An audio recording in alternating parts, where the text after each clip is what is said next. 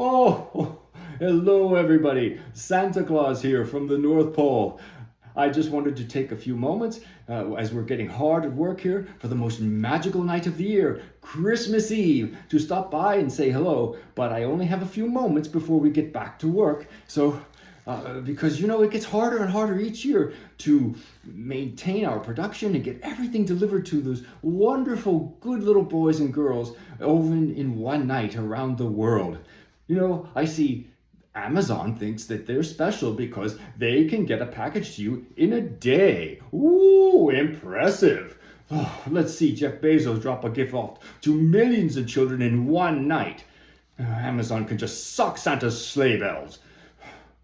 Let's see them meet their numbers with just a simple pack of reindeer. You know about the reindeer, of course. You've heard all the songs about Horace and Edgar and Fergus and Dingus and Lizzo and Wilbur and Chocolate and Bumbledeck. Oh, Santa's only kidding, of course. Oh, Santa's here till Thursday. Try the veal.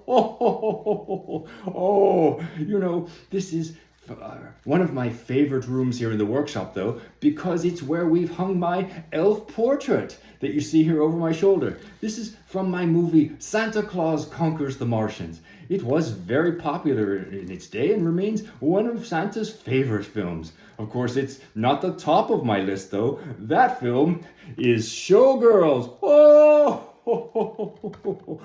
those ladies are on the naughty list for the best reasons possible. I also like this room because it's far, far, far from Mrs. Claus's office. She can get a little edgy this time of year, and she's managing all of the human resources issues, for example, for the elves, and baking cookies and all the things that Mrs. Claus does. And so now and again, I've got to remind her that all these things are a small sacrifice to guarantee a Merry Christmas for the children, and that sometimes I have to go the extra mile and remind her that Santa saved her from being a little old cat lady in Wichita. It may surprise you that one of the most common questions that Santa gets is, why does Santa speak of himself in the third person?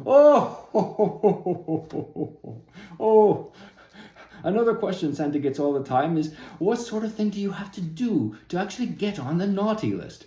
Well, let me tell you, there are many things, but if you are a grown-up and you board a plane in your pajamas, you are on the naughty list, and the TSA should mark you for life. My goodness, put on pants, for crying out loud. Many people ask why, Santa looks different from country to country. And Santa explains to them that whether you call me Santa Claus or Saint Nicholas or Father Christmas or whatever name you choose, it's all based on the traditions and the culture that you grew up in as a child. That's why, for example, in the United States, your common image of me is in a red suit with flowing white hair and a long white beard.